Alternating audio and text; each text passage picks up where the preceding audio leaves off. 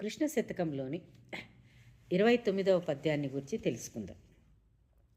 చక్రసుతుగాచు కొరకై చక్రము చేపట్టి భీష్ముజంపగజనుని విక్రమమేమని పొగడను నక్రగ్రహ సర్వలోకనాయక కృష్ణ.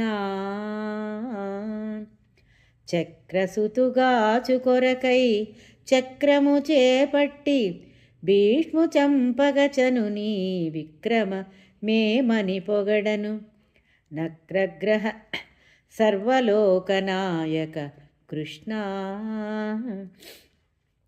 కృష్ణ అర్జునుని కాపాడుటకు చక్రాన్ని చేతబూని భీష్ముని చంపబోవు నీ పరాక్రమమును ఏమని పొగడుదును తండ్రి, కొనియాడుదును.